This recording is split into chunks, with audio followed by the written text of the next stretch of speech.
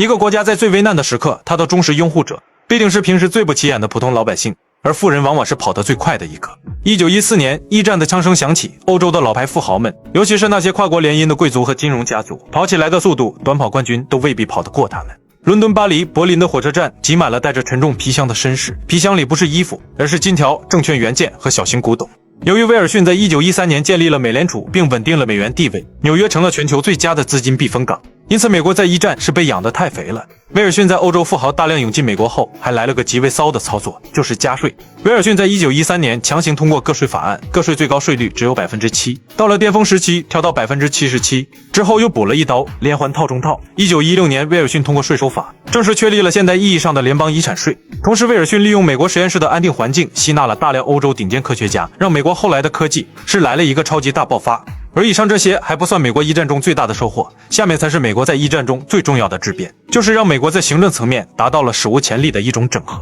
在1914年战争爆发时，美国其实向全世界表示保持中立，并且呼吁美国公民在思想上和行动上都保持不偏不倚。起初，威尔逊的国务卿布莱恩坚决反对向交战国贷款，认为这违反中立。但到了10月，威尔逊意识到，如果欧洲人没钱买美国的小麦和钢铁，美国的经济繁荣就是镜花水月。1914年10月，威尔逊私下向华尔街银行家透露，政府不再反对银行向协约国提供商业信用。这一道口子一开，美联储的信贷闸门正式与英法的军费口袋接通。由于英国皇家海军彻底封锁了北海，德国的财富和订单根本进不来。美国与德奥同盟国的贸易从1914年的约 1.7 亿美元骤降至后来的近乎为零，而跟英法这些协约国的贸易是指数级暴增。英国因为下了血本打这场战争，不得不掏出积攒100年的黄金向美国进行物资采购。这些黄金进入美联储后，立刻变成了美国扩建工厂、发放工资的原始资本，这为美国带来了史无前例的经济繁荣，但也埋下了日后风险的种子。1915年5月7日，英国邮轮卢西塔尼亚号被德国 U 型潜艇击沉，造成128名美国人死亡。但中立能让美国大量的捞钱，威尔逊自然不想打破这个中立的格局，只好向德国警告，此类行为将危及美德关系，并要求德国保证不再攻击非武装的客轮。1916年临近总统大选，威尔逊在国会喊出免于战争的口号，这个对于当时美国老百姓来说是非常有吸引力的，因为他们正享受着由于中立而带来的订单，万一突然换一个好战的总统就很难说了。威尔逊这个免于战争的口号，把他塑造成了一个成熟、冷静、克制、守护美国孩子的光辉形象。很多投票给他的人，直到开战前1秒都相信他能守住和平。威尔逊在为了连任，在8月份，美国正处于参战前疯狂生产期。当时全美4大铁路工会涵盖40万工人联合要求，工作时间从恐怖的10小时减到8小时，且工资不许降。威尔逊直接强行立法给铁路工人们推行8小时工作制，这一操作直接让他拿到了劳工阶层的铁票。最终，威尔逊获得了连任。连任之后的威尔逊很快就撕掉和平使者的外衣。威尔逊可以说是带着极为清晰的目标连任总统的，就是把美国打造成一个高度集权的国家，而战争就是集权最好的方式。此时只需要等待一个契机，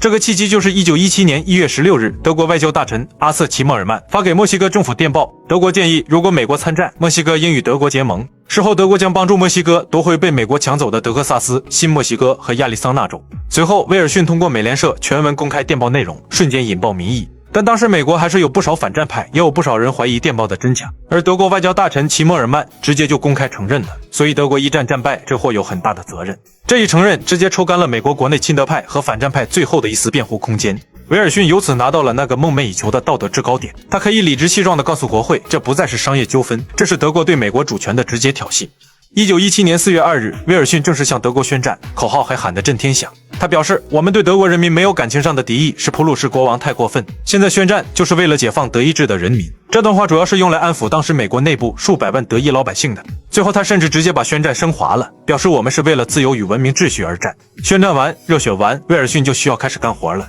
1917年5月18日签署选择性征兵法，6月5日开启第一次全国大登记，仅这一天就有960万美国男性在各自社区排队登记。威尔逊在征兵上动用了他最得意的行政工具——公共信息委员会，他招募了7.5万名志愿者，在全美的电影院、教堂、集会场所，利用更换胶片的4分钟空隙发表充满激情的演讲。后来美军从8万人直接扩军到480万人，正所谓兵马未动，粮草先行。虽然美国内部并不缺粮，但当时的欧洲正处于大饥荒的边缘。威尔逊的算计，每一片美国人省下的面包都能变成欧洲前线士兵的体力，所以需要每个美国人进行节食。威尔逊授权胡佛成立了美国食品管理局，主要是用了3招。第一招，搞定生产端。威尔逊根据利弗尔法案强制规定小麦保底价为 2.2 美元，这比战前价格高出1倍多，这导致原本由于战争风险而观望的农民像风味一样把所有能耕种的土地全翻了出来。美国的小麦产量在1年内暴增了约50%。第二招搞定消费端。胡宪立了一支由50万名女性组成的志愿者大军，挨家挨户敲门，